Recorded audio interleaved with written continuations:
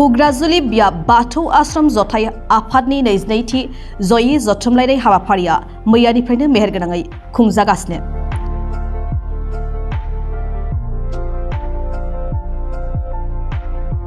सनितपुर जिल्ला हुग्राजुलि हालामनि सिङाव थानाय संबराय बाथौ आश्रम फरायसालिनि गेलेग्रा फोथाराव साननैनि मेहेरगोनां हाबाफारिजों खुंफुंजानाय बाथौ आश्रम जथाय आफादनि 22थि जयै जथुमलायनाय हाबाफारिनि दिनै जोबथा सान।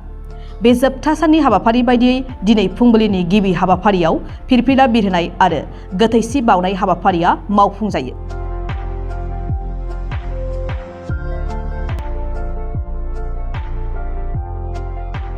फिरफिला बिरहोयो बाथौ आश्रम जथाय आफादनि आफादगिरि अजित नार्जारी बिथाङा लोगोसे नैबे हाबाफारियाव बाहागो लायो गासै गं 33 बाथौ आश्रम फरायसालिनि गाहाय फोरोंगिरि आरो फरायसुला फरायसुलि बिथांमोनहा।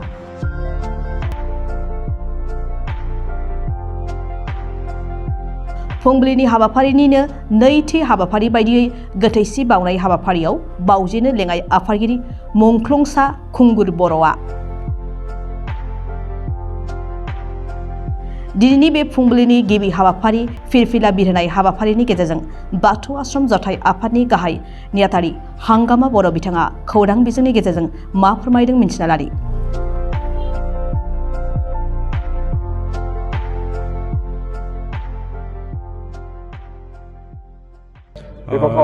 गिबि गिबियावनो गासैनिबोसिम खुलुमनाय जासिग्रोबाय।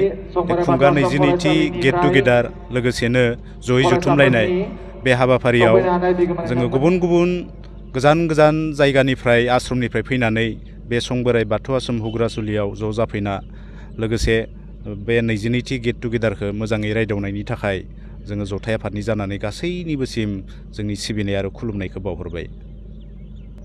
जोङो थांनाय मोनायाव डेलिगेट्सनि गेजेरजों जोङो जोंनि फरायसामोननि इयुननि खायसे बिथांखिफोरखौ नाजावना लानाय जायो।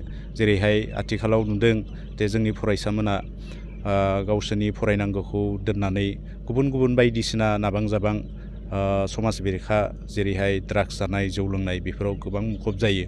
दा बे बिथिंखौ गोबां नोजोर होनानै सावरायनाय जादों आरो बेखौ नोजोर बोनानैनो जोङो फैगौ गोदान सोलोंथाइ बोसोरनिफ्राय फरायसाफोरनि थाखाय मोनसे जोंनि जथाय आफादनि सिङाव थानाय आश्रमफोरनि गेजेराव मोनसे आयदा सोसननो थाखाय आखायाव लादों।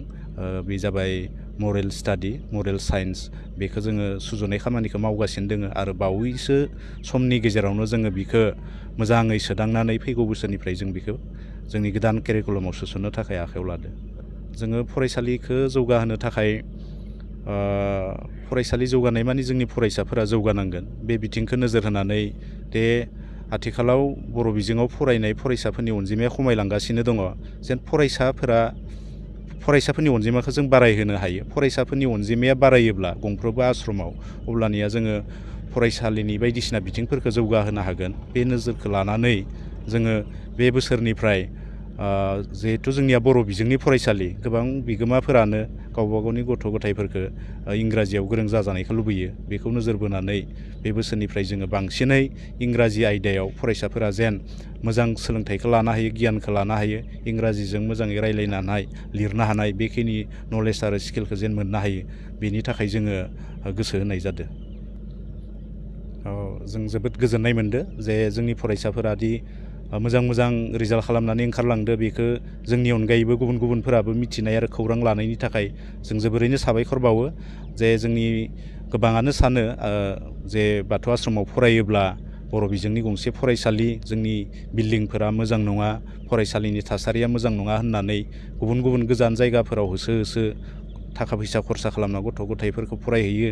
नाथाय जोंनि बारग'लांनाय फरायसाफोरा गोबाङानो मेडिकेल फरायहैबाय, IIT फरायहैबाय आरो गोबां फरायसामोना रिसार्च खालामगासिनो दङ डक्टरेटनि थाखाय। दा बेफोरखौ नायोब्ला जों थारैनो जोंनि नाजानायाव जों एसेबाबो जाफुंसारदो होनना बुंनो हायो। बाथौ आश्रम फरायसालिबाबो गोबाङानो साननो हागौ बहाय बाथौ आश्रम थामहिनबा बाथौआरि मानसिफोराल'सो गावसोरनि गथ' गथायफोरखौ फरायहोदो। बे नङा। जोंनि बाथौ आश्रमाव गुबुन गुबुन धोरोम सिबिग्रा जेरैहाय जोंनि बर'फोरनि ब्रह्म धोरोमखौ सिबिनाय गोबां बर'फोर दङ। ब्रह्म धोरोमनि गोबां गथ' गथाय फोरखौ जोंनि बाथौ आश्रमफोराव फरायगासिनो दङ बिनि अनगायैबो गुबुन गुबुन जायफोरानोखि जोंनि गुदि बाथौ धोरोमखौ सिबियालाफानो गुबुन धोरोमखौ नाजावनानै लादो बिथांमोन बायदियाबो जोंनि बर' बिजोङाव फरायहोदो आरो मोनसे मख'जाथावना बाथ्राया जाबाय मा जे बर' राव रायज्लायै गुबुन गुबुन जेरैहाय जोंनि साखाथियावनो गोबां ओनसोलाव दङ सरनिया मदाहि बिसोरबो जोंनि बर' बिजोंनि बे बाथौ आश्रमखौ मोजां मोननानै गोबां आश्रमावनो गावबा गावनि गथ' गथायफोरखौ फरायहोदो बे हिसाबै जोङो बाथौ आश्रमब्लाबो गुबुन गुबुन धोरोमारिनि गुबुन गुबुन रावारिनि मानसिफोरखौबो जोङो समान नोजोरजों जोङो सोलोंथाइखौ होनो नाजायो आरो बेवहाय रावहाबो बाजानो गोनां गैया आरो गासैखौबो जोङो अननानै समान नोजोरजों जोंनि सोलोंथाइखौ केरिकुलामखौ सोलोंथाइ होनायाव जोङो गोबां नाजादों। নমস্কাৰ মই ডক্টৰ প্ৰতিভা পাছাৰী আগৰৱাল IVF স্পেচিয়েলিষ্ট এট আপোলো ফাৰ্টিলিটি গুৱাহাটী মই জনাব বিচাৰিছোঁ যে মই কোকৰাঝাৰ আপোলো ডায়েগনষ্টিকত 23 মাৰ্চত আহি আছোঁ দুপৰীয়া 12টা বজাৰ পৰা এটা বিনামূলীয়া নিসন্তানতা কেম্প লৈ পেলাই যাৰ এনেকুৱা ধৰণৰ প্ৰব্লেম আছে নিসন্তানতা প্ৰব্লেম আছে আহি পেলাই মোৰ লগত আলোচনা কৰি পেলাই চিকিৎসা কৰিব পাৰে আপোনালোকে বুকিঙৰ কাৰণে কল কৰিব পাৰে 8135834710 নম্বৰত আকৌ একবাৰ কৈছোঁ 8135834710 ফোন নম্বৰত কল কৰি পেলাই আপোনালোকে আপোনালোকৰ এপইণ্টমেণ্টটো বুক কৰিব পাৰে ধন্যবাদ।